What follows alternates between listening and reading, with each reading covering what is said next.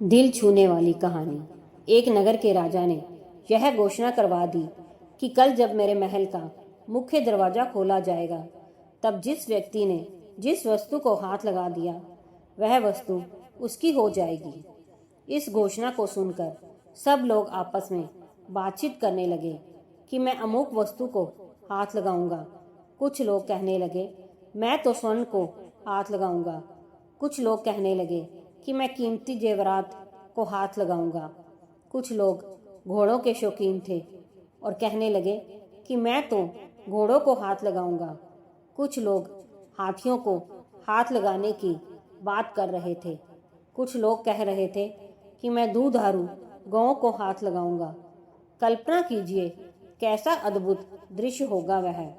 उसी वक्त महल का मुख्य दरवाजा खुला और सब लोग अपनी अपनी मनपसंद वस्तु को हाथ लगाने दौड़े। सबको इस बात की जल्दी थी कि पहले मैं अपनी मनपसंद वस्तु को हाथ लगा दूं, ताकि वह वस्तु हमेशा के लिए मेरी हो जाए। और सबके मन में यह डर भी था कि कहीं मुझसे पहले कोई दूसरा मेरी मनपसंद वस्तु को हाथ न लगा दे। राजा अपने सिंहासन पर बैठा सबको देख रहा था और अपने आसपास हो रही भाग दौड़ को देखकर मुस्कुरा रहा था। उसी समय उस भीड़ में से एक छोटी सी लड़की आई और राजा की तरफ बढ़ने लगी। राजा उस लड़की को देखकर सोच में पड़ गया और फिर विचार करने लगा कि यह लड़की बहुत छोटी है, शायद यह मुझसे कुछ पूछने आ रही है।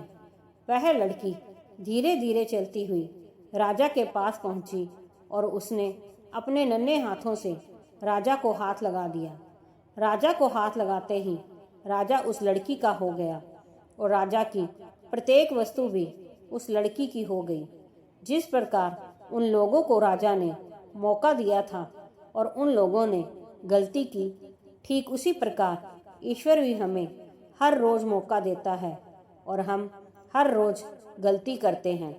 हम ईश्वर को पाने की बजाय ईश्वर की बनाई हुई संसारी वस्तुओं की कामना करते हैं और उन्हें प्राप्त करने के लिए यत्न करते हैं। पर हम कभी इस बात पर विचार नहीं करते कि यदि ईश्वर हमारे हो गए तो उनकी बनाई हुई प्रत्येक वस्तु भी हमारी हो जाएगी। ईश्वर को चाहना और ईश्वर से चाहना दोनों में बहुत अंतर है। दोस्तों, अगर कहानी पसंद आई हो तो लाइक, सब्सक्राइब, शेयर जरूर कीजिए।